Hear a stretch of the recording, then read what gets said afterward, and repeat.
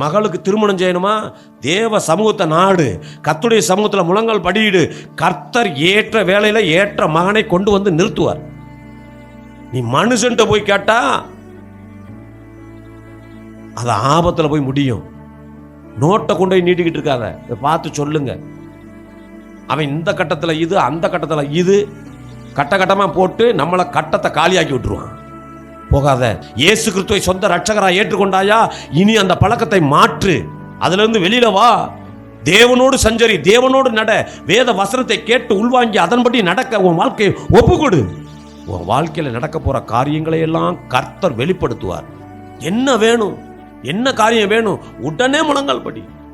என் வாழ்க்கையில் இது நடக்கணும், என் தொழில், என் பிசினஸ்ல ஒரு விருத்தி உண்டாகணும். ஏன் இது தடையா இருக்கு? கை கெட்டினது வாய் கெட்ட மாட்டேங்குது. என் கைக்கு வருது ஆண்டவரே, வாய்க்கு வர மாட்டேங்குது. எல்லாத்தையும் நல்லா சம்பாதிக்கிறோம், உழைக்கிறோம், குடும்பமா உழைக்கிறோம், ஓடா தேயிறோம், ஆனாலும் ஆசீர்வாதமா இல்லையே, கஷ்டப்படுகிறோமே. ஏன்? ஆண்டவர்கிட்ட கேளு, உனக்கு சொல்லி கொடுப்பார். இதனாலதான் பிரச்சனை, இங்கதான் இருக்கு, உனக்கு தடை இங்க இருக்குடா தம்பி, மகனே இந்த இடத்துல, மகளே இந்த இடத்துல, இதுல இருந்து ரிலீஃப் ஆகு, இதுல இருந்து விடுதலை வா, இதை விட்டு வெளியில வா, இந்த காரியத்தை செய்யாதன்னு உங்களுக்கு கற்றுக் கொடுப்பார்.